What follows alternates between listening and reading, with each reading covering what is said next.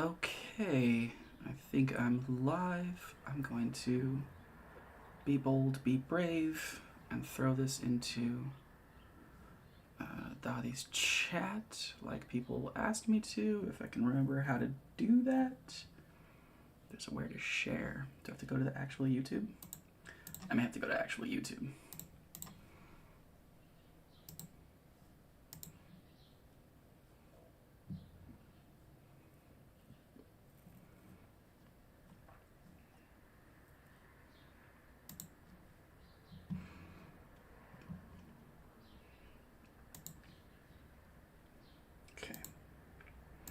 Get a shareable link. Cool.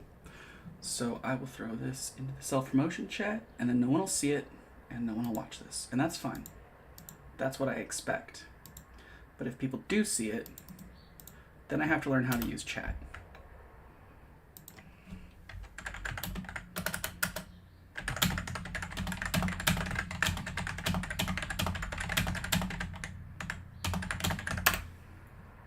And then I will send this to a friend real quick.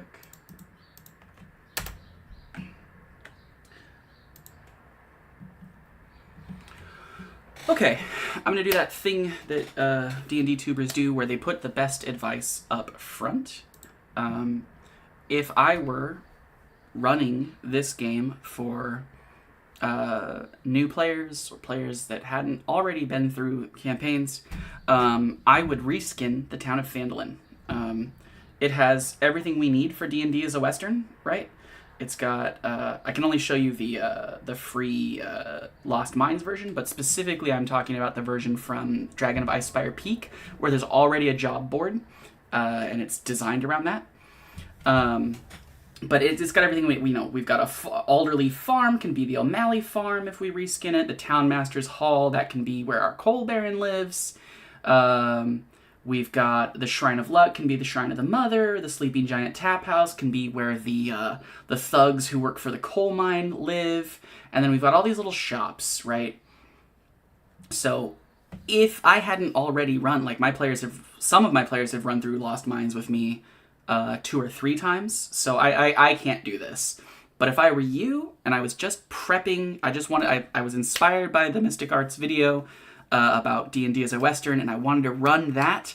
This town needs a very minimal amount of reskinning. It's overrun by thugs. The mayor's a wimp. It's a lawless frontier town. The players will love it. There's great NPCs here. Sister Garaele and what's her name that owns the Lion Shield Coster. She's great. My players have always loved her. And then Alderleaf Farm and Eldermath Orchard. Great place. Tressidar Manor for the players to get a secret base later on. All sorts of cool stuff going on in this town. And that's what I personally would do if I were running this for a group that hadn't already been through Lost Mines several times. So that's my good DM advice at the top of the video. That's what I do. So if you are inspired by anything, I think it's very easy to go, oh, someone has already done, like, how many hundreds of thousands of dollars did it cost WotC to put this town together into the starter set? How many freelancers did they pay? Artists did they pay? How much playtesting did they do? I bought this book for like $20 in a box set, and I have it forever. It's free on D&D Beyond now, so you can use it too. I highly recommend. If you need a frontier starting town, why do all the extra work when paid professionals and artists did it for you? Just change some names to fit your setting, and you're good to go. You're perfect to go. This place has a ton of quest hooks. Great starting town. Another good one is like Red Larch from, I think it's the Princes of the Apocalypse. That's a good starter town. But yeah, if you're just like, oh, how do I need to start my game, but I don't have, just steal. Dottie talks about just stealing. He steals all the time. Slyflourish talks about, I paid money for this. WotC spent tens of thousands, hundreds of thousands of dollars to put this product in front of me. paid professionals put this together. Just steal it. Reskin some things. You don't need a Shrine of Luck. This can be, the Shrine of whatever god is in your game, or especially whatever god your party's cleric worships. Boom. Done. Sister Grail's home right there. The town green. The Leanne's home. Leanne, she's the one who owns the Lion Shield Coster. She's great.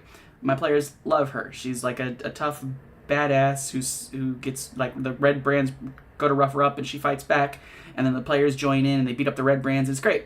They love her. The Alderleaf Farm's got the little halfling boy who goes into the woods and knows about Tressidar Manor's little secret entrance, and then they can stay there with the mom. The mom will let them stay there, or maybe she's a grandma, I don't remember. Sleepy Giant Tap is like a evil bar. It's great. Stonehill Inn, great stuff. If you watch Matthew Perkins, he will give you a way to kind of condense the NPCs in Phandalin down to just the essentials, and I like his videos about that. He suggests adding a cute little cat that's wheezy, and a really beloved bartender. I think that's a cool idea, but basically there's tons of lore around Phandalin. Change the name, change the buildings, you're good to go. Just run this town. It's a great town. It's a beloved town. Just steal it. 100%. That is my at the top of the order advice. But I can't do that today because I have run Phandalin several times. So I have to make my own town, and that is a little bit harder. Oops, take that over there. I also forgot to open the broadsheet number 3, which we will be referencing, so let me go do that really quickly. Broadsheet number 3 is the one that has all of Dothy's awesome pre-generated... Oops, can't show you that. Well, maybe I can. I don't know. I didn't ask him what I can and can't show. I should probably do that and get clarity from him about what he wants shown off and what he doesn't. I don't want to steal money from a person who I love, like Dothy and AB, who are great people and have done a ton of things for their fans. I don't want to show you things that are paid behind a paywall, which they're totally allowed to do. They put in just unbelievable amounts of work, and it's great. So anyway, so what we're doing today is I need to build out the town of Springfield. My players just played through the first session of this D&D as a Western campaign that we planned in the previous 2 videos. It was a really fun session. We played in person, which was great. I've been trying to play in person sessions more often, just because I find that some of my players are not as capable at feeling out in-person or online play. Some of my players really do good, like when I notice that they're too quiet and I look at them and prompt them. Some of my players do really well with jumping off the back of things other players say, and that's a little harder to do online. Plus, they're just my friends, and I love being in their company. I love sharing a meal. That's one of the things that we do. We cook. We get there super early. We all hang out. We play Pokemon games on the Switch, and we talk about our lives, and we share a meal, and then the hosts put their children to bed, and we play D&D, and it's a great time, but we can't do it every week, obviously, and so we've had to adjust. I'm currently running 4 campaigns because within my play group there are the main group, which is the 5 of us, or 6 because I'm the DM, 5 players and a DM. But there are 2 couples, which amounts to 4 of the players, and a 5th guy, because me and him are forever alone. That's just the reality we live in. And so I'm running a campaign for 1 couple. The second couple, my forever alone friend and my little brother are playing a campaign. And then I have a campaign, this one that we're talking about here, that is for all of us. And so because we can't meet in person every week, it's too much to ask for from our hosts. The goal is to try and play the group game twice a month, and then I will try and get a game with each of the other 3, the 2 couples and my brother and my friend. So that way everyone is getting to play 3 times a month. That's the goal. It so far has kind of worked out. And they're all centered around Blackguard. And my hope is that I have picked a villain from, I think it's broadsheet number 1. It's called Diabolism on the Rise. And it's about how the totalitarian rogue corporation secretly work with devils and demons and stuff. And so I've taken the Coal Baron from Dadi's Mystic Monsters, and I've made him a super evil villain, and he's going to be the kingpin of crime if you ever watch the Netflix Defenders shows. So all of these campaigns, this kingpin of crime has a hand in. He's behind the scenes in all 4 of these campaigns, and eventually my hope is that somewhere when they get into the 3rd tier of play, everyone will have 2 characters that are upset at this kingpin of crime, and I'll be able to run campaigns where I mix and match groups and jump around and do a bunch of cool things, and eventually it leads to the takedown of this evil Coal Baron character. That's my hope. Who knows if we'll ever get there. That's just like a pipe dream. But right now, what's in front of me is this group game that we just started. If people want to know what happened, it was a really fun session. It played out almost exactly the way we pitched it on the live stream, which was I zoomed in on each character with a vignette. Is that how you say that word? I don't know.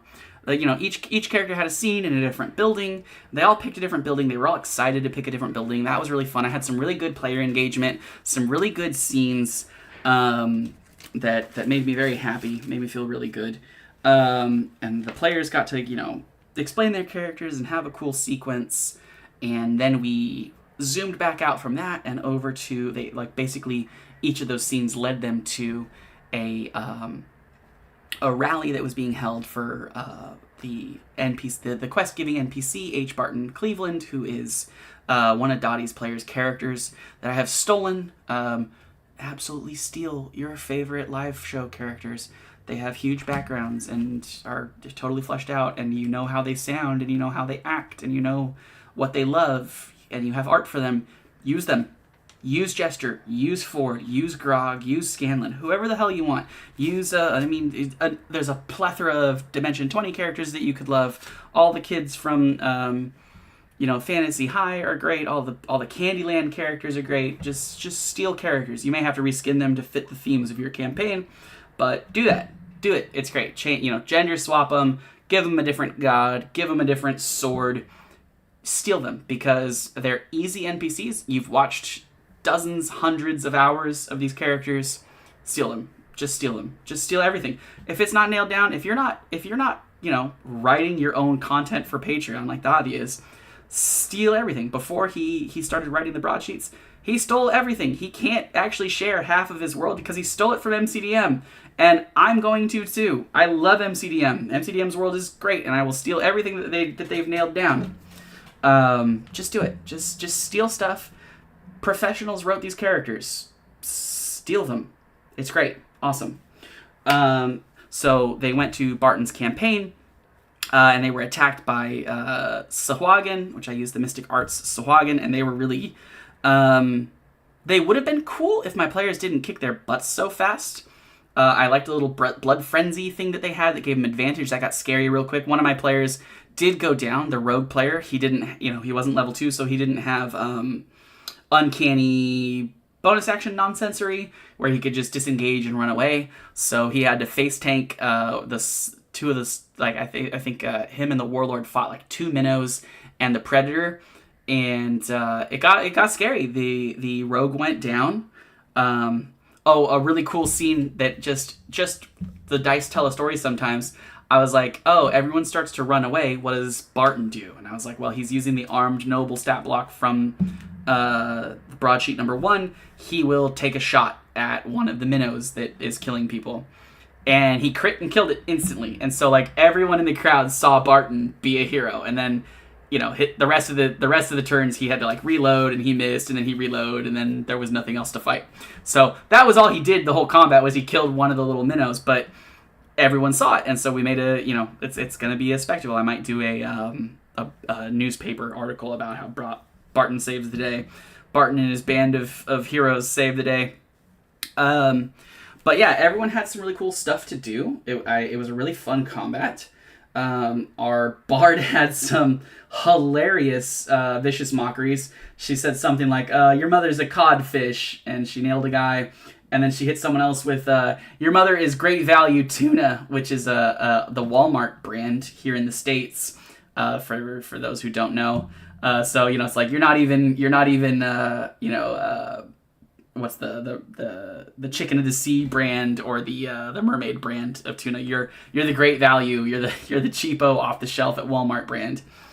So that was funny. We had a couple of really cool crits. And then they ended up, I improvised this. I had the Sahuagin drop a bloodstone, which we still don't know too much about. It's something from Dali's world that he's shared, but it's in the diaries, and I think it's mentioned in broadsheet number 4, which he says he specifically wrote into broadsheet number 4 for me, which I love him. Thank you, Davi. You're the best. And so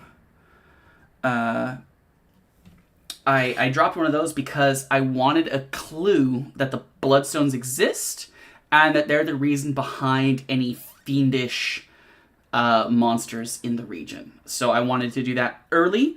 The players will get a look at it. It's an interesting theme. Like, they shine light on it, and it shows, like, blood spatters. So that's going to interest my players and hook them around, and they're going to follow that. And then what else happened? So then they met with Barton, and I didn't actually get to the tipped-over wagon scene that the troglodytes did, which, honestly, I feel good about, because it means that I don't have to force that quest onto my party, and we're going to talk about that now. Is the 3-2-1 quest model that Slyflourish talks about.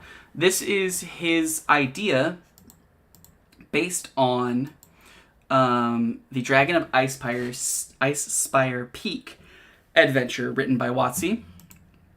And inside of that adventure, they use a job board. And when you go up to it, there are 3 jobs. And you take one, and you advance from first level to second level.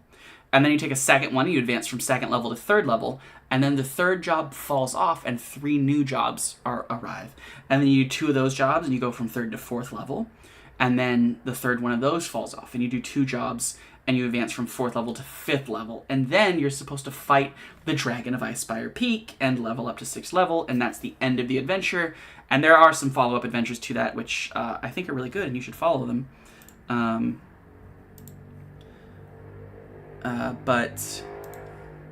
So we're going to use this 3-2-1 quest method to flesh out our town. And I want to talk about the Mystic Arts video, the 3-faction rule. The 3-faction rule is something Dali pitches as a way to simplify and a lens to look at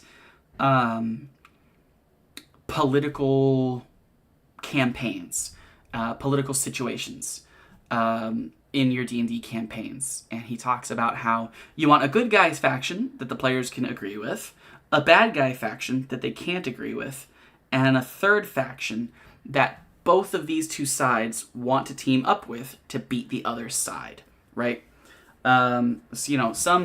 So usually in the framework of this ideal is that the bad guys are ahead of the good guys in some way. They're losing without the player's interference.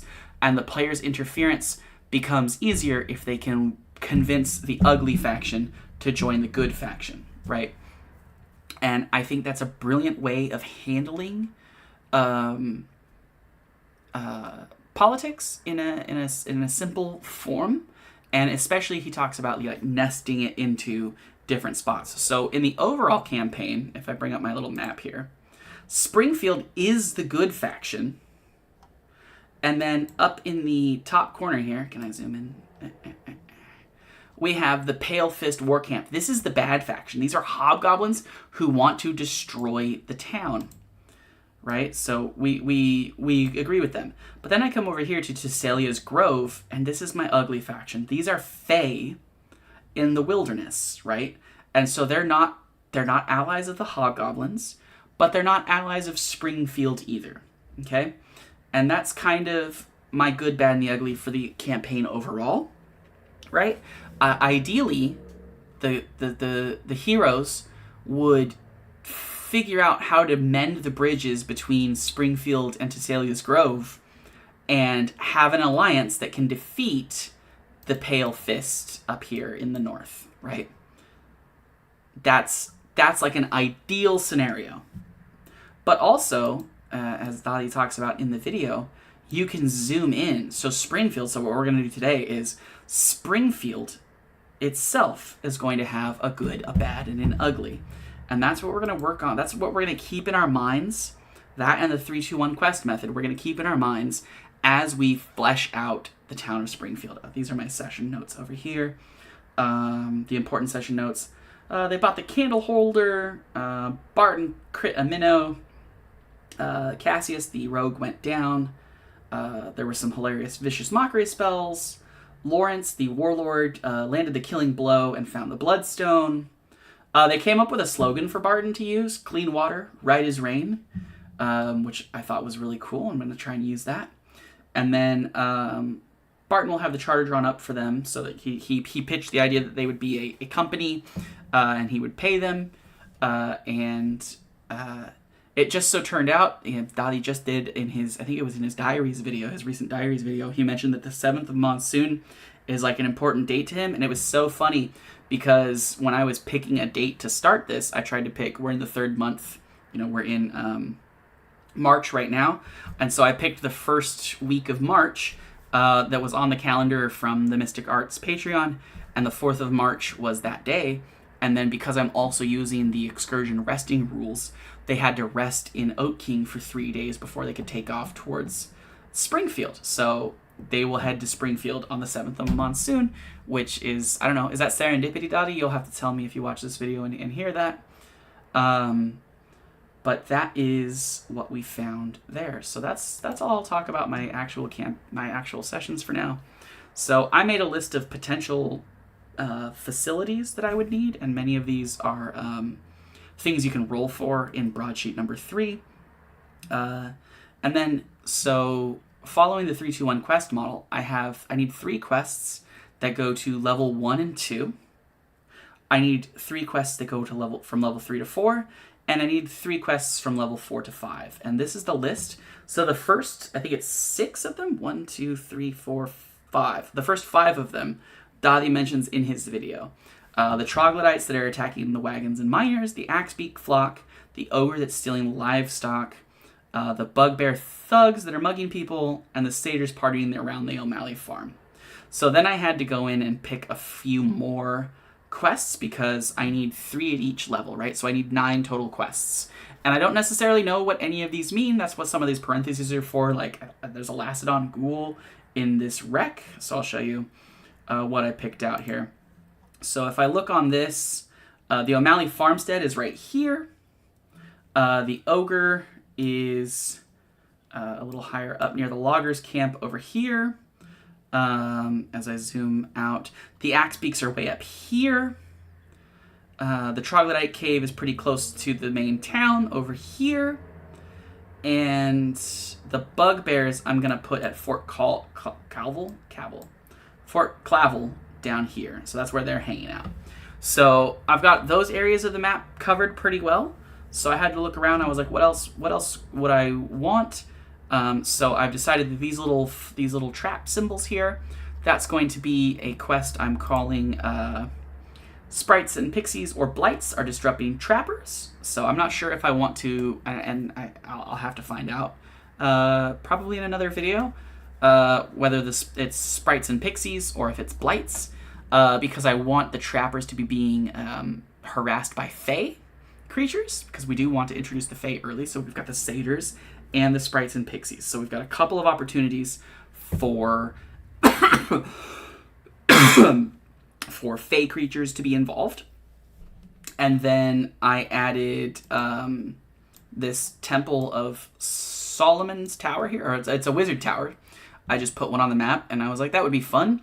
And so we used some like animated swords and carpets of smothering, and then I'll do like a 5 or 10 room dungeon probably, and use like animated armors and silly wizardy tiny ochre jellies and mimics, and the sorts of things that you would find in a wizard's tower will be there.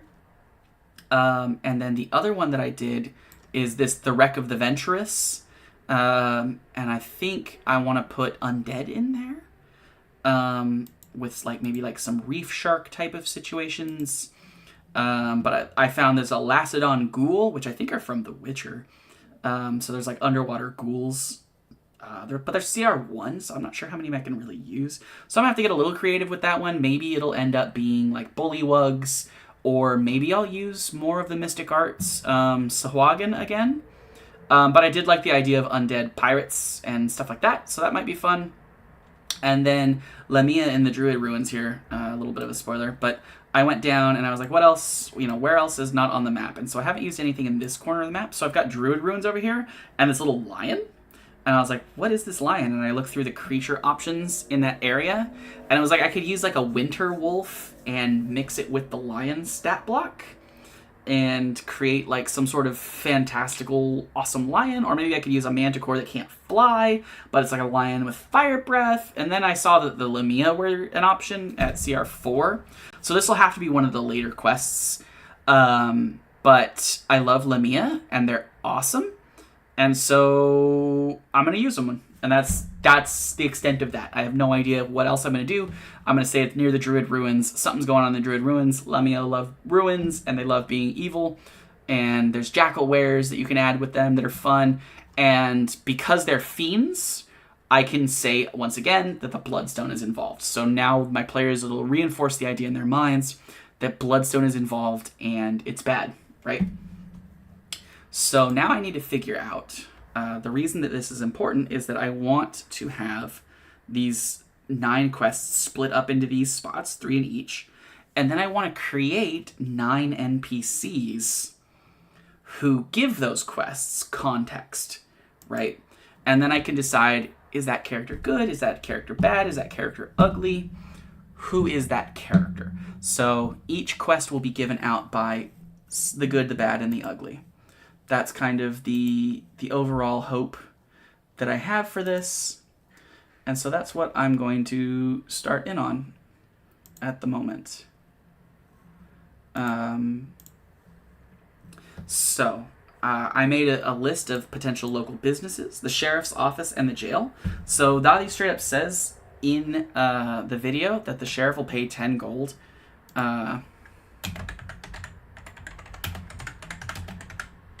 Per trog that's killed. So I think that's the sheriff's quest, and that'll give us an excuse to talk to the sheriff. So I also think that I've already got this dungeon planned out around them being first level or so.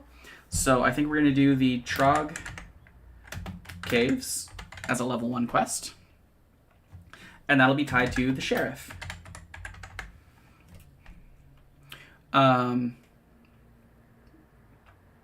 So we need 3 quests in each. 1, 2, 3. 2, 3. I think the axe beaks, I need to check what level those are. Animated armor, ape. Axe beaks are CR1 quarter. So I used the Slyflourish's Lazy DM Encounter benchmark, which tells us that an encounter may be deadly if the total number of monster CRs is equal to or greater than the sum of player levels divided by 4 if they are below 5th level, and divided by half if they are 5th level and above, and then at another higher level he says equal to. Their first level, which is, I have 5 players, so 5 divided by 4 is not looking very high in the CR range. Sorry, I am not great at math. That's the snip tool, not the calculator tool. So 5 divided by 4 is like what, 1.25? 1.25. So I can have 5 axe beaks. I think that's a fine number because we've also got the baby axe beak that's sick from the coal. We'll give it like a cute little baby axe beak with the poison condition. So I think the axe beaks can be this one. Baby sick from coal. So when I look up here, what kind of character would even care about these? So we've got the wheelwright here. A bank. There's probably a corral. That's not how you spell corral. Corral. There we go. It's probably a corral or stable company. Because even though there are trains and hazies, there's still that. So I think that's a good place for them. Maybe the wheelwright, but I don't feel like the wheelwright is the right answer. I don't feel like wheelwrights and wagon crafters also sell beasts of burden that pull them. I feel that's like a separate job. So we'll go with the stable master. And then we'll come up with them. Maybe they're a farmer. So we'll come up with them. And then the third one. So the ogre is too high level for a first level party. That's got to be a second tier. And so are the bugbears. So I think that the satyrs partying at the O'Malley farm is probably the next best one. Except for I want... Ooh, which quests do I want them to not... which quest am I okay with them not doing? Because that's a possibility, is that they may not. So with the 3-2-1 quest model, you can kind of run it 2 different ways. You can either say that they can't do the third quest at all because some other adventurer solved it, the time sensitiveness of it has passed. Let me open up a window. I don't remember what. I know one of the first ones is the windmill in Icespire Peak. Oh, I'm streaming, so my internet is slow and doesn't want to look things up. There we go. Library. Oh, yeah, and then D&D Beyond changed how the library works. I love it. You love to see it. Icespire.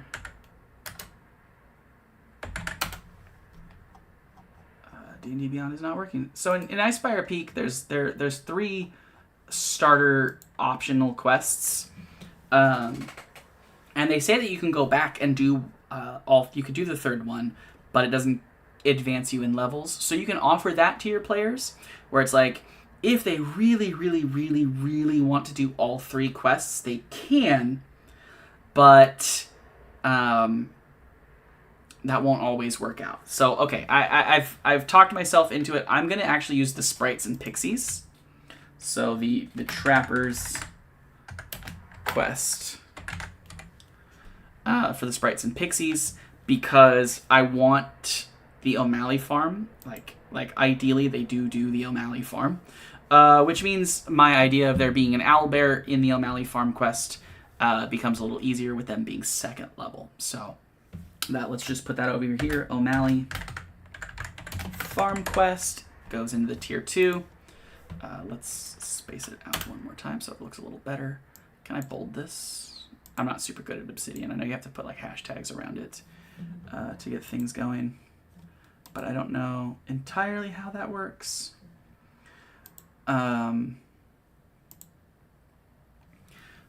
So we've got the O'Malley farm here. I think that the Lacedon ghouls, let's see if they're second level.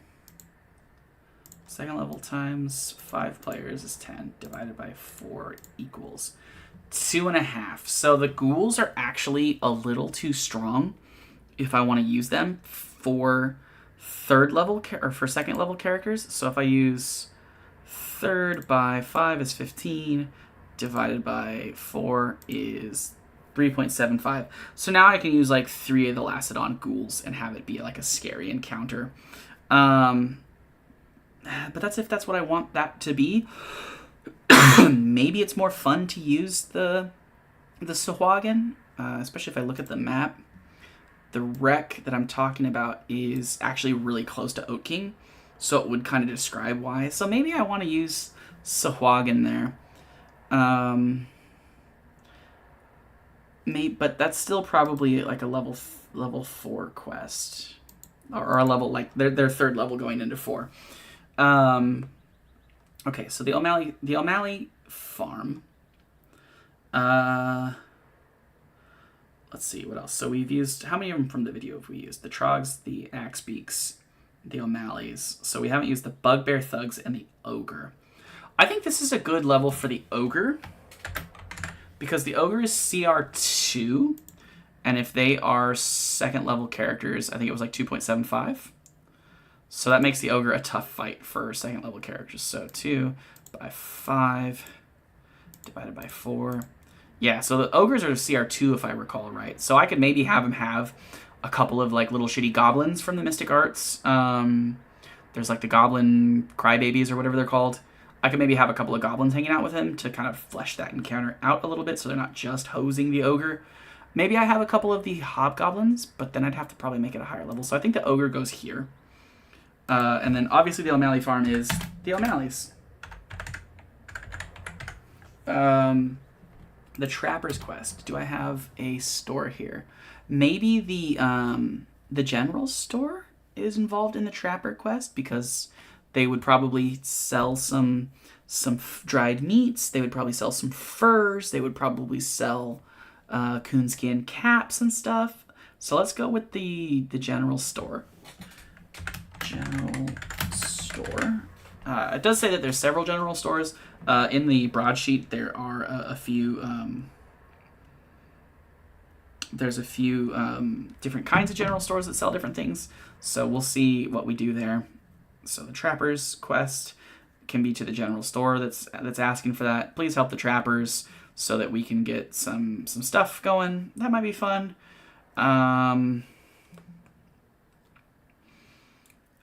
The Ogre. Who would... So there's... for the Ogre quest, there is...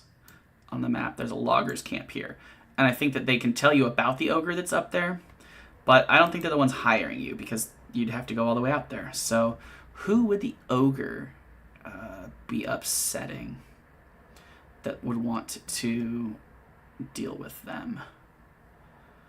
Maybe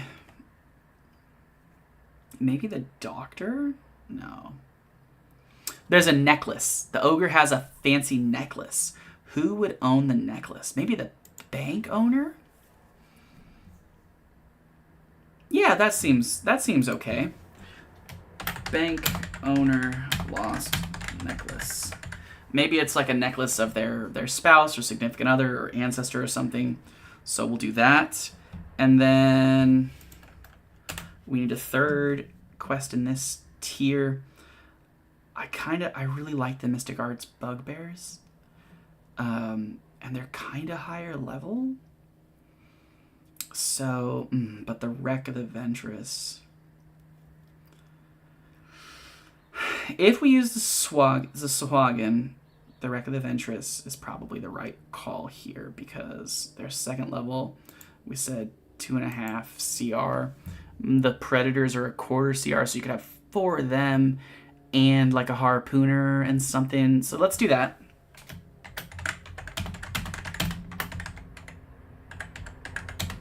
The Wreck of the Ventress, that's not how that's spelled. There we go. The Wreck of the Ventress. And that'll be from...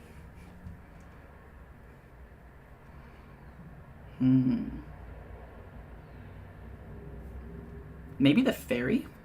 The ferry operator? I think the party has a reason to see the ferry operator. If you look at the map, and this is loosely based on the map on the Patreon, I put Springfield here. There's only a bridge this way on the map, which means players would have to come out this way and then up. That's a lot of travel time. So I think there's a ferry in one of these 2 hexes that gets you across.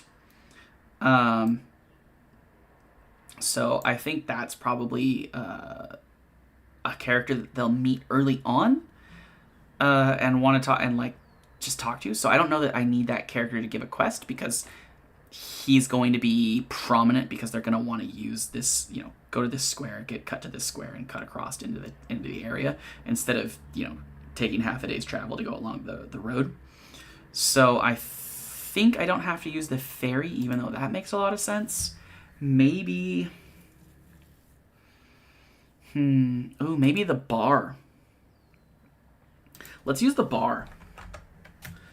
And maybe he wants some missing relic from the ship, like the wheel, the big ass wheel on the ship. Maybe he wants that to display above his bar.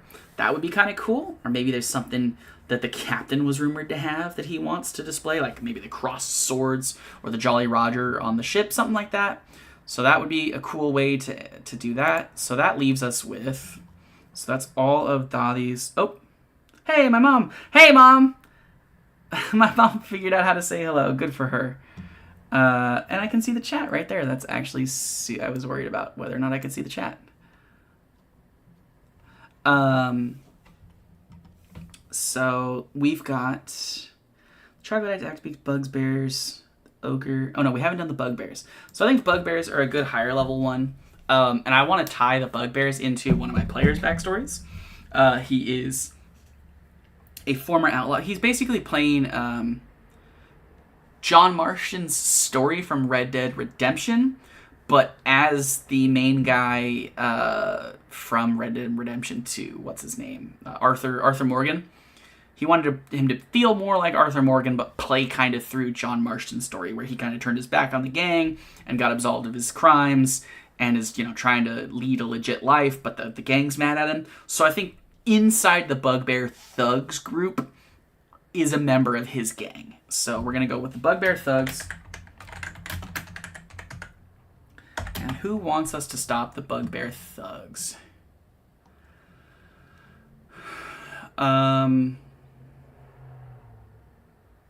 Let's go with the wheelwright. Maybe the wheelwright is tired of these thugs mugging people. That doesn't sound good. Let's go with a blacksmith. Maybe the blacksmith is another member of the thugs, or maybe he was mugged. Maybe he gets mugged during the campaign. That could be interesting. Oops, we don't need an extra. We've got enough. The Bugbear Thugs goes here. So now I think that's all the ones from the video that I've done now. So now it's just the other things that I've put on here, which are the Druid Ruins and the Wizard's Tower. Don't have very good standouts for that. So we're going to have to get fancy with what we do here. So let's grab for the Druid Ruins, I think it could be interesting if...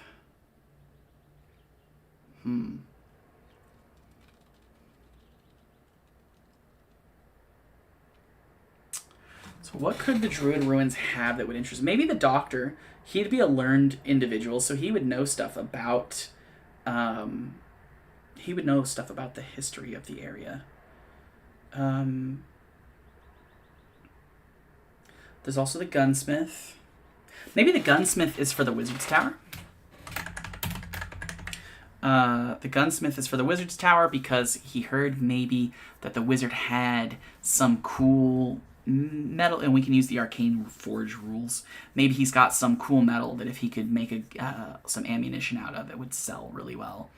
And then the Druid Ruins, let's go with the Doctor. And maybe the Doctor is a druid. Maybe they are someone who practices like holistic medicine or something. Not entirely sure where to go with that. I don't have to be. That's part of the beauty of this. This gives me some ideas to piggyback off of now that we've got that all decided out. Yeah. Okay. So with that out of the way, we've got kind of the quest outlines done. Let's give this a better headline so that we can quests. Cool. and notes. So we can do we need this still? We'll leave it for now. We'll leave it for now. Okay. So we need a sheriff. We need a stable master or the farmers. We could look over at the farms I have here. We've got the Cortez farm is really close to Springfield, so maybe it's the Cortez farm.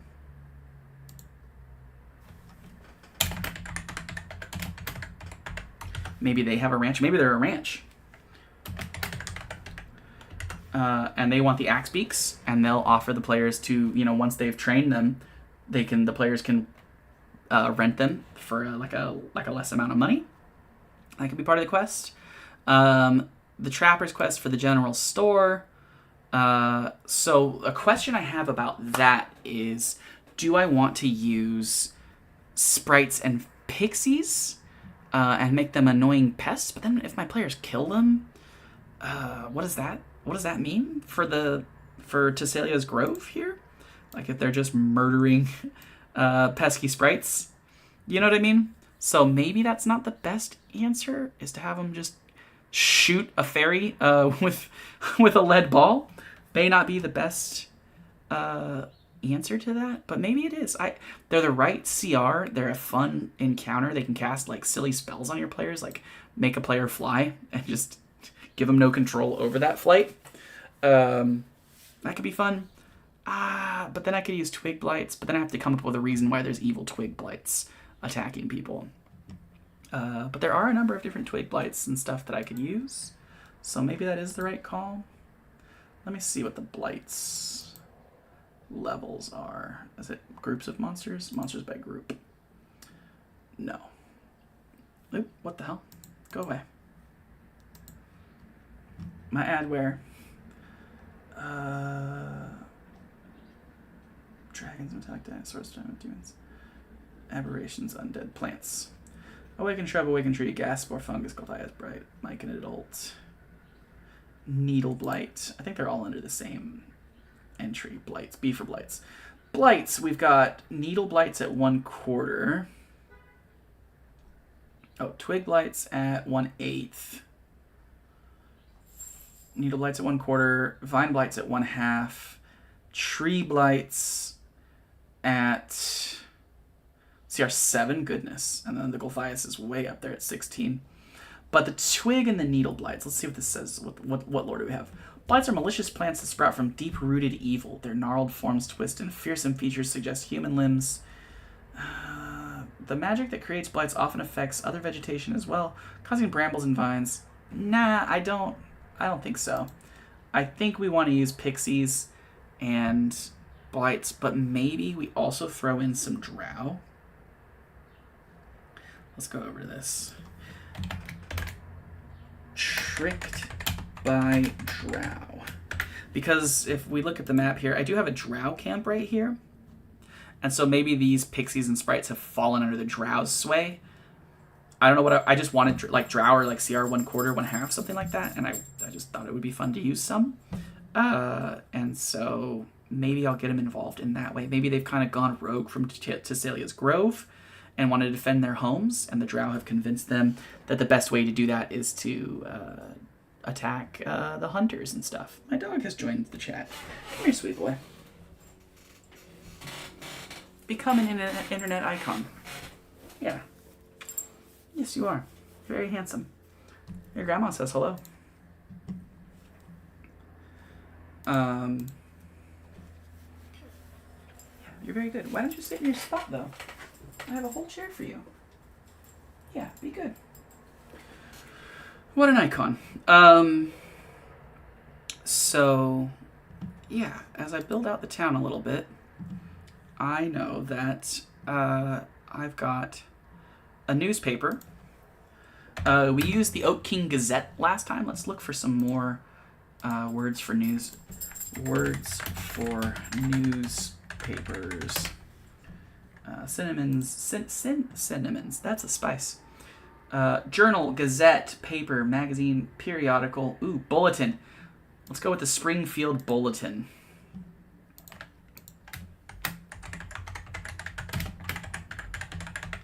That's a cool one. The Springfield Bulletin.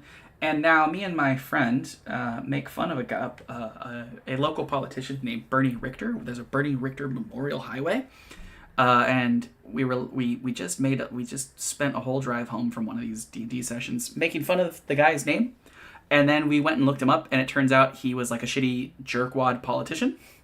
And so we decided that we needed a shitty jerkwad newspaper editor. Bernie Richter. The editor. And I'll find some art for him. My friend sent me a bunch of art for these characters. But for now, I know that that's a character that I wanted, was Bernie Richter. And then we had another guy we were just talking about on the drive home. His name was Sweet James. He sells jams and preserves. Sweet James. I think that's going to be one of the general stores. Sweet James sells jams and preserves and canned fruit. And then I can open the broadsheet number 3. There is a general store section. Let's see what we know about that. I'm going to be a little more... I'm not going to roll. I'm just going to pick cool ones, I think. Smoke shop, Taylor Tourist. Pub, local union, law firm. Hotel, curio shop. Isn't there? Oh, corner stores. That's what it's called. We already used the stock shelf. That was a good one. Ringo's, the one stop. The wholesome shebang. The quick counter, Old Town's provisions, the ins and outs, alley market, neighborhood goods, the grab and grow. There is preserved food in jars. Perfect. Let's call it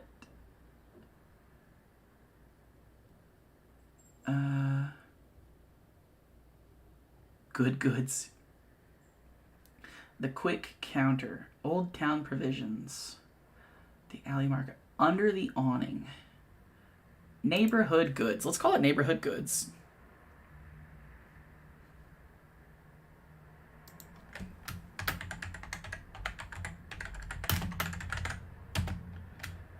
Sells preserved food in jars,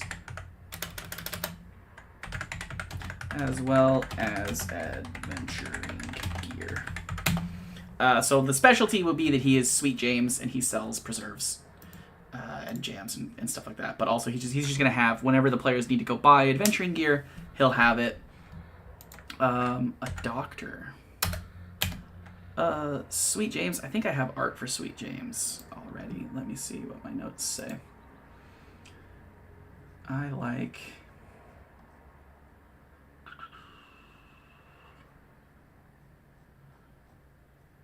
I had the art of a really cool...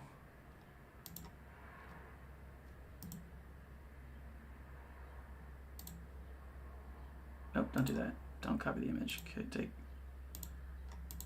Can I save the image to my desktop real quick? This is the Ginny D calendar. Support Ginny D. She's the best. I think this is Sweet James. This is our preserves merchant and local store guy. He looks great. I love him. Very, very awesome looking art that my friend found for me. So that's who that's going to be. So that'll be Sweet James, our general store owner. The Bernie Richter, he's got to be just some awful looking dude. And I'll pour through my art for that. And then we need a hotel. Let's grab the names of things while we have the broadsheet open. The hotel. The Exchange Hotel, the Shortstop, the Meridian. That sounds cool. Heron's Hotel. Oh, that's good. I like that one. Let's take that. Heron's Hotel. Heron's Hotel. And then it's got like hotel prices, notable guests. We could run some notable guests if we end up using... I think the players are going to get hotel rooms here at Heron's Hotel. So we'll probably want to flesh that out a little bit deeper. But right now we're just getting stuff named and underway.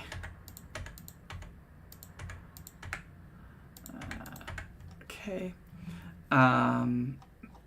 What else do we have? A barber in the bar.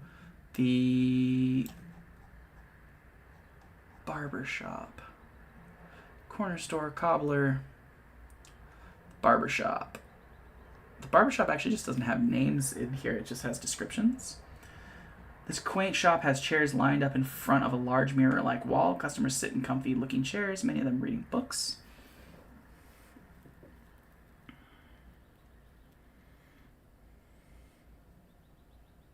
I already used the Twin Brothers one.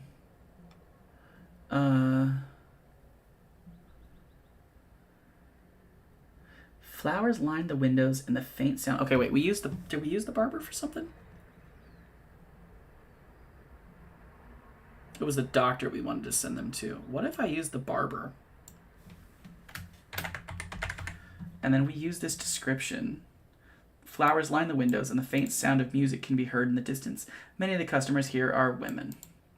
Maybe this is kind of a floral, kind of druidy feeling barbershop. Boop. Let's grab that. And sends folks to Druid Circle. We'll remind ourselves of that when we're planning this character out. Do we have a random bar? We've got the bookstore. Oh, it's under pub. P for pub. Not the most particularly common word in American English, but I'm sure in European forms of English it is. Okay, so we've got to mix two words together. The serious stag, the silly steed, the happy horse, the fierce hound, the dour squirrel, the pissed cat. That's what it's... The pissed cat.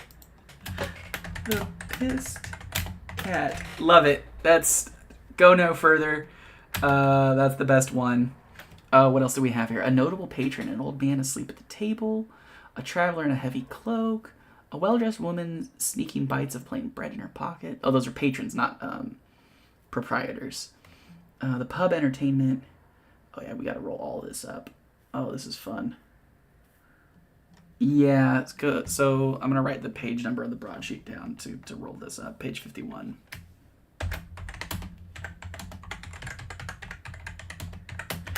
Leave that in my notes. Is there a blacksmith? Okay. So when Dolly's Lovey generator doesn't have anything,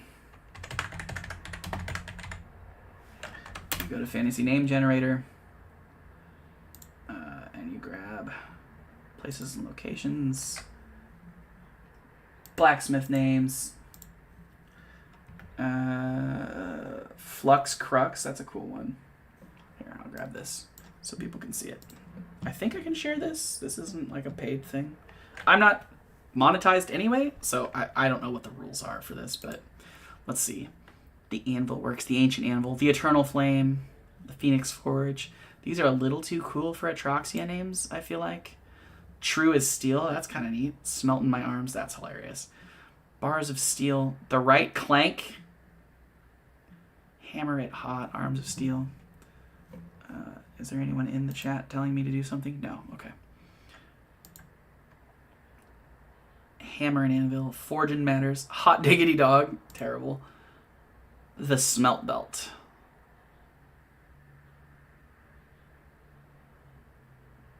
Clink and Clank, Smelts of Haven, Metal Accent.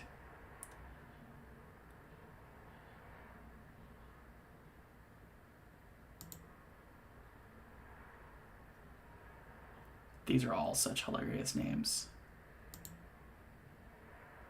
Dame of Flame. We're using that. That's the one. Awesome. The doctor's office is probably not going to have a fancy name. It's probably just going to be a doctor. Let's see what they've got here. So the restaurants. Ooh, we can get some restaurant names. Street foods and street food names. So let's get some restaurants and street foods. We've got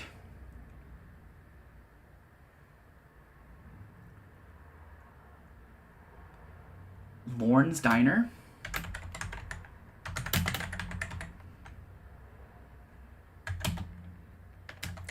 The Open Kitchen. So those are the two restaurants. And then let's grab the Grease Cart.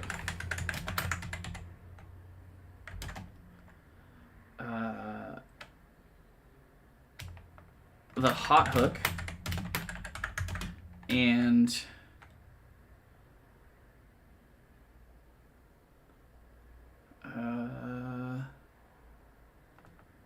the Noon Meal.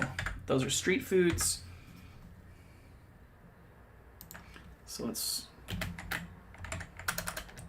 restaurants and then street foods. So I'll flesh out some proprietors for those places offline, because I think I'm approaching nearly an hour here. Yeah, a little over an hour. I think I'm gonna go an hour and a half, so maybe another 30 minutes or so. See what I get done here. The newspaper, we've got the bank. I need a name for a bank. Let's open the fantasy generator. Places and locations. Bank names. Grand Spire Banks, Diligence Corporation, Zenith Holding Company, Skyward Bank, Grand Fortune Bank. Let's use English names. Arcadia Trust. Oh, that sounds cool.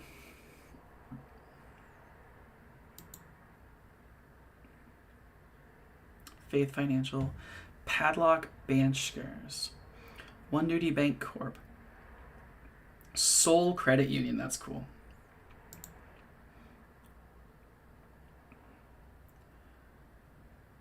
Skyward Bank Corp. I kind of like that. Let's go with that. I don't know if that's how banks are named in Atroxia, but that's how this one's going to be named. Skyward Bank Corp. We don't have like a local stables. Let's see if we can random generate a stables. Places. Star, Steampunk Strait, Swamp. Maybe Ranch. Realm names, river names, road names, country, nation names, craft names, farm names. Let's grab a farm names. Honeycomb Ranch. Oh wait, it's got the Cortez Ranch. Let's just do that.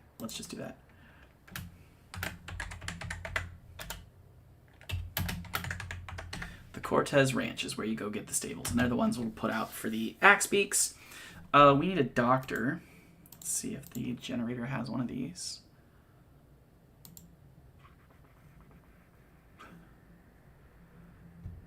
Dungeon Dimensions. Nope. Hideout Headquarters Hotel. Laboratory.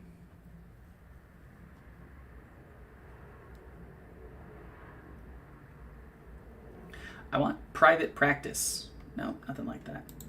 Okay, so I'll open up the broadsheet again. And actually, I think I'm going to open broadsheet number 1 because it also has some names. And I kind of like the names in broadsheet 1 a little better. So we're going to go to the cultures section. So I don't want Blackguard names. I want Southern Ariston names. I think that's the Confederacy, though. Northern Ariston names. Let's see.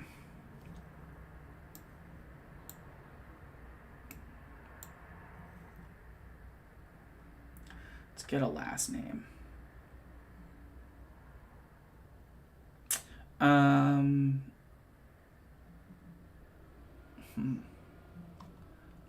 Southern Ariston names.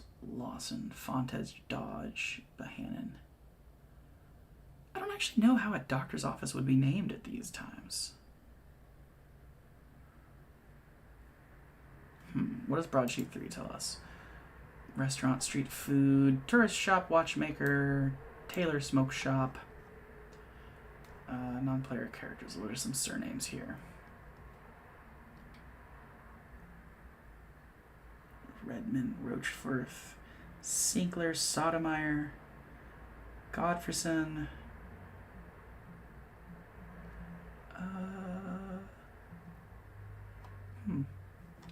Don't like any of those. All right, maybe that means they're from a different culture. Maybe they're a Castarian or something. Let's see.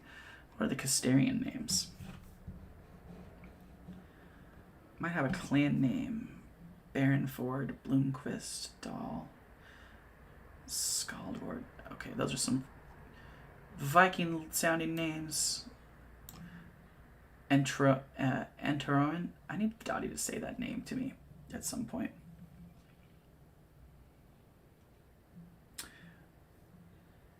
Serrano. That's a pepper. But I think that's going to be okay.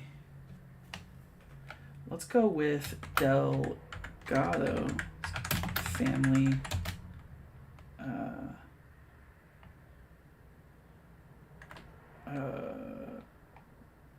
Office. That'll be the doctor, the Delgados. Let's do that. The gunsmith. I think there is a gun shop in the broadsheet, so let's see.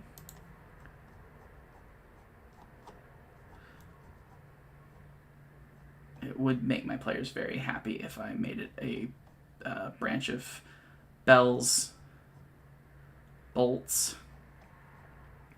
corner store, creepy alley, curio shop, hotel, law firm, local union, pub, private residence, realtor, restaurant, street food, smoke shop, tailor. Oh, the smoke shops. We can grab a smoke shop real quick. The long draw, the sweet leaf, the packed bowl, the corner puff. Let's take that. Puff. The corner puff is a smoke shop. We need a name for the wheelwright. I don't know. Maybe fantasy generators will help us with that. Place names. Waterfall world names. Nope, that's not. Other names. Oh my god. So many names. If you don't use this site, you should. It's just the best. Go back to home.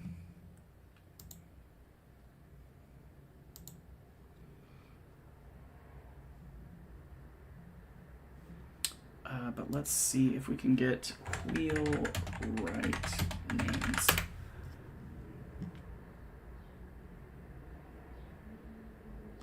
Name generator.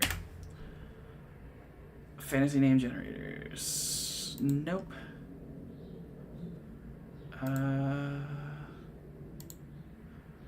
Company names. Let's grab one. That's not helpful.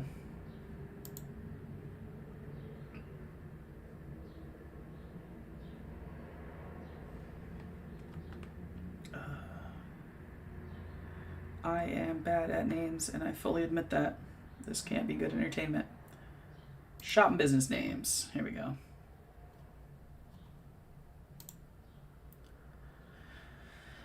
The Elegant Road. That's not bad.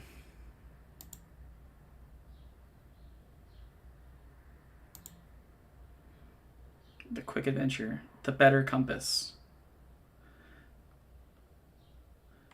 The Groaning Face Outfitter. That's funny.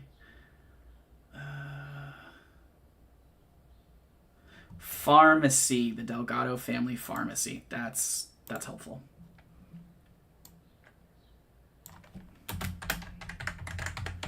Let's change it to a pharmacy.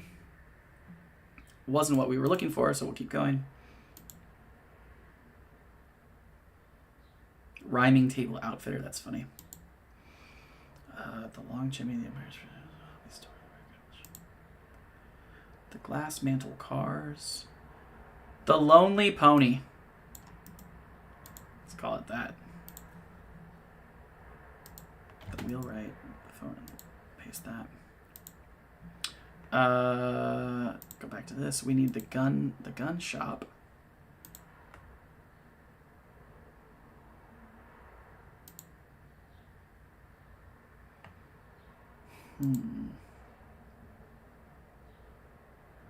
The gun shop and the ferry need names still.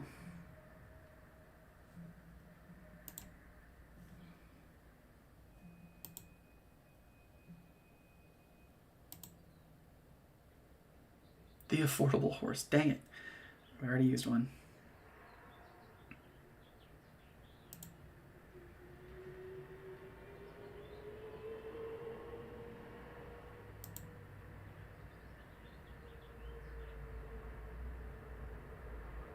Julius the Cedar. That's funny. The Angry Ass Giant. The famous Brown Pig. The listing pencil. The Brown Pig. That's the name of the gun shop. That sounds fun.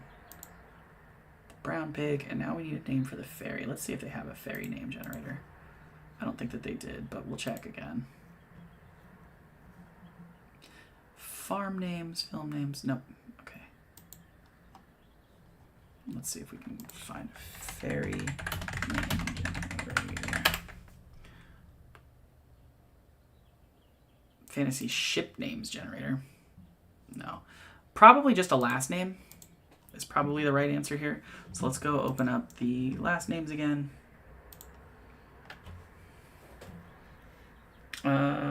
Clements Ferry? No.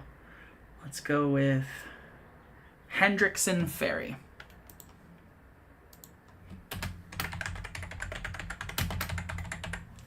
Okay, so that's kind of... So this wasn't probably the most useful session ever, but it kind of got a bunch of my notes put together. So I've got some names of these places. I can go in and flesh them out a little more. Maybe I do that in a second video. Maybe I don't. But we've got a list of people who might be behind the quests here.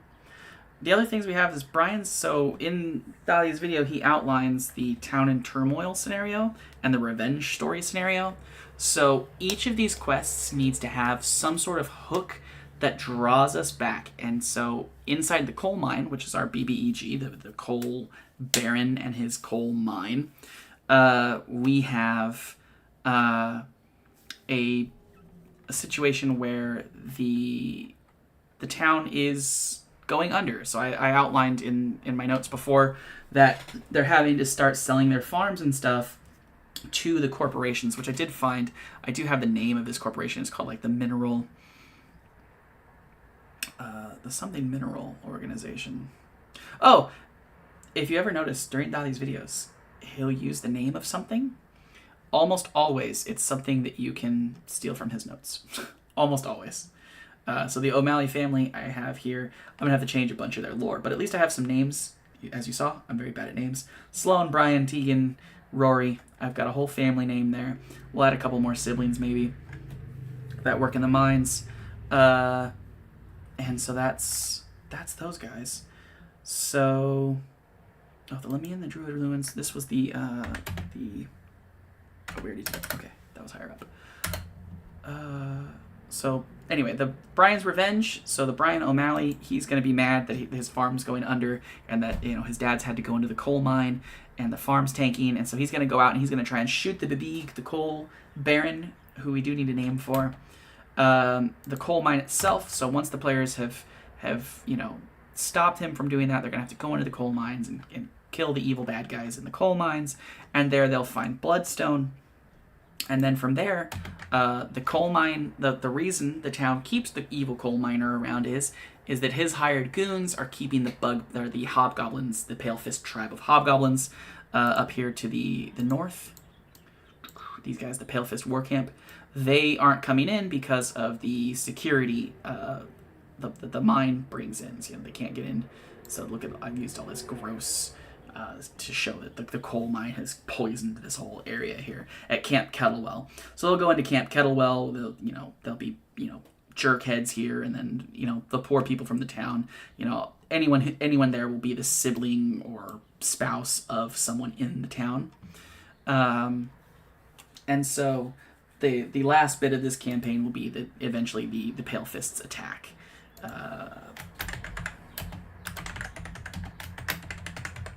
I did have a name for... Yeah, Mineral Ventures Mining.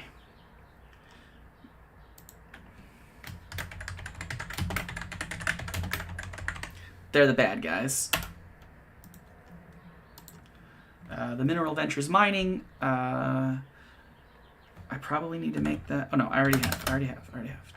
Where is it? Mineral Ventures.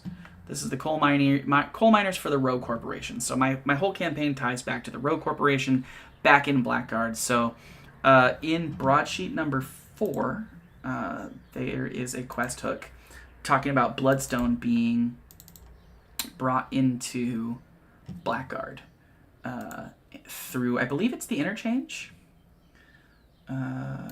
Smoke Avenue Gazetteer. Nope, that's the Dungeoneering. Anyway, there's Bloodstone being brought into the Warehouse District, I think it is. Yeah, the Bloodstone Gang. Here we go. And when I went, oh wow, this really helps my campaign, Dottie's like, yeah, there you go. It's written for you. So it says that the Bloodstone is a rare gem with innate arcane power. And Dottie's mentioned this, so I don't want to talk too much about it. I have some theories based on the diaries. I don't know how much the players know, so I don't want to talk too much about the Bloodstone, but it's used for, like, arcane stuff.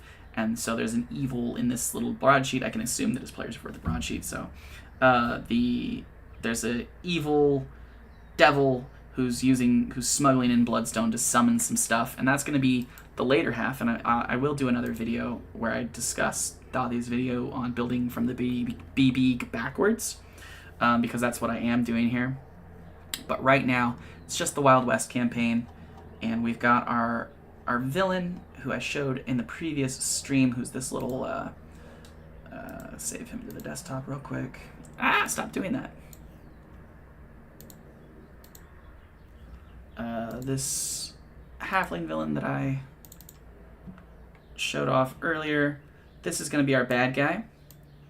Look at him, he's smarmy. So there's a movie, I don't remember the name of it, that has Gene Hackman and Russell Crowe as cowboys, and like Gene Hackman sets up this cool like duel at high noon tournament, this quick draw tournament, and he forces Russell Crowe to compete because he wants to kill him for whatever he did to him. And so I'm going to use the little gunslinger stat block for this guy. Originally he was just going to be some punk, and I'd have a gunslinger bad guy, but then I saw like some clips from that movie where Gene Hackman thinks he's an awesome gunslinger and he's got to beat Russell Crowe in a duel. So I think I'm going to use the gunslinger stat block. It's in the right CR range for 5th level characters to have him and as Thadi mentions in his video about the elite team. I'll give him an elite team of Rogue Corp jackboot type guys. I don't know if they'll be jackboots. I'm not entirely sure how that's going to work out, but I'll have kind of a dark mirror of the party with this guy as the lead, and I'll have the tank and the striker and the controller and a couple of mooks. And it'll be a shootout at the OK Corral situation, and then they'll go into the mines and they'll fight probably some devils in the mines. I'm not sure, because we do want to tie in that there's devils going on. But that would be kind of the scope of this campaign. Got a little bit of work done. We need to name this guy. Let's name this guy. What is a cool... I'm going to use a Slyflourish tool here, because Slyflourish has names I think fit better for halflings. NPCs, because he's got a name generator that's just silly. And I think that halflings should have silly names.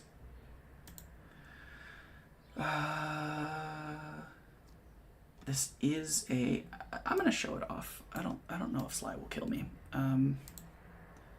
This is a paid thing, but he does have a free one as well that uses the same pool of names. Godfrey Gem Kick. That sounds a little more gnomish.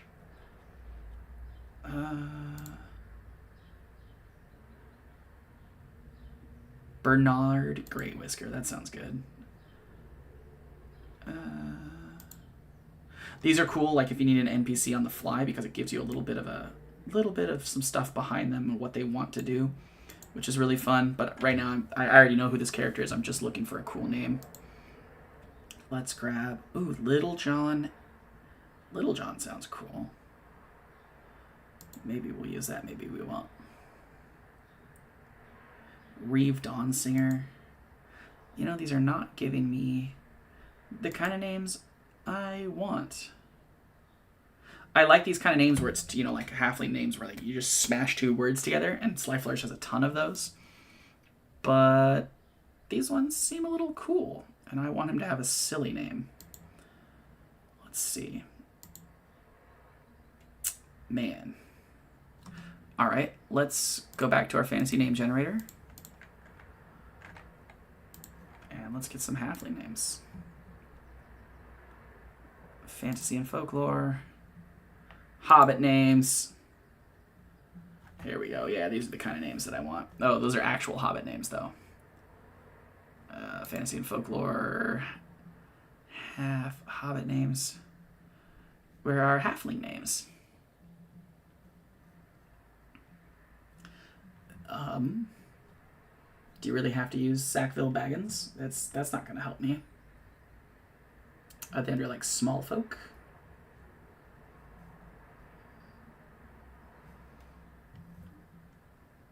They are literally under Hobbit names. Okay. Let's get male names. He's a dude. Adric Chubb. I like that. Let's see. Bloodstone Theories. Oh, God, Dottie's watching. Hi, Dottie. I have Bloodstone Theories. I will put them in the No Dottie channel, or No Dottie Players channel at some point. But I have theories, and I have ideas about them and the Ledgermains. And if you don't do them, then I'll use them anyway. That's the cool part about Rick Fried Diggle. Oh, that's a cool name. Roderick Burrows. Oh, there we go. Roderick Burrows. That's our bad guy. That is the Bibig. Roderick, and then we'll do one of these. Roderick Burrows. That is the Bibig of the adventure, I think. So we've got... I think I've been on about an hour. Do I have anything else? I mean, we're nowhere near done. But I think I kind of talked about the points. Oh, we didn't get the sheriff. We need the sheriff. I might need some cool art for him. But yeah, I have theories about the Bloodstone and what it might do, and I have some theories about the Ledgermans based on some things you said and why they don't have stat blocks in Broadsheet 4. Because I have faith that you didn't make a mistake. And that you know things that we don't know yet. We need a cool sheriff. Do I have some art for a cool sheriff? So, and should the sheriff be cool? So when I'm looking at this, to circle back to the topic of the good, the bad, and the ugly, I need some of these characters for my players to love, some of these characters for my players to hate, and some of these characters to be in between, because kind of the goal is that they'll do favors for these people and win Barton the vote over the bad guys. So when I'm looking at the bad guys, let's go with, so we need random encounters. Yeah, I'm going to have to do another video about this. Dang it. I'm all over the place today. I apologize for that. So we have major NPCs that are not even part of the quests. We've got our Bibig, Roderick Burrows, the Bibig. We've got Bernie Richter, who is going to be the Caller, which is from another video of Slyflourishes, where he read an article called Framing D&D Villains as WWE Characters.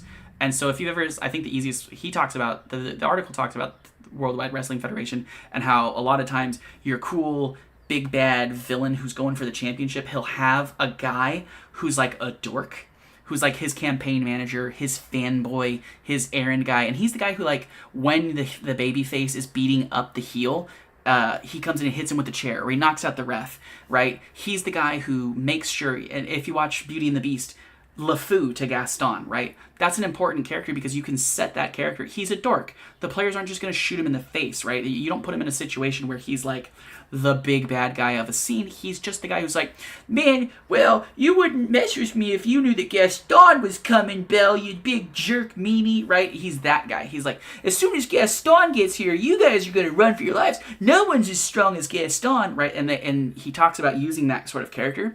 And so I think in this setting, I'm going to have the broadsheet editor be all about Roderick Burrows and the Rogue Corporation, and have him be this guy that anytime the players go off and finish one of these quests, I'm going to put up a broadsheet about how the players ruined everything. They're the worst people in the world, and then eventually they'll go and beat up this guy, and they'll put a better character. I'll have to use the lens of the good, the bad, and the ugly. So he'll be the editor. There'll probably be an owner who's the ugly, the neutral guy, and then there'll be a reporter who is the good, right? They go out and get the testimonies from the players. Oh, what did you do? What did you do? And then the editor reframes their journals into just a sniper piece on the characters. And so that's my idea for this character. I think it'll be a lot of fun. Roderick Burroughs, my players would immediately name him Roddy B. Amazing. I love that the chat actually works. I didn't have to do anything. I'm so bad at all of this. So we've got Bernie Richter. We've got the bad guy. We probably need a couple of named goons that are named. What are the Pinkertons called?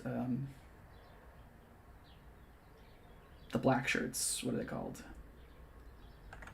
I'll put black shirts for now. Can't think of the name, but they're from the first broadsheet, and they're awesome, and I love them. And I want a lot of this to tie back to my other broadsheet campaigns, because I want them to remember that this campaign is going back to Blackguard eventually. Some named black shirts. The sheriff needs a name.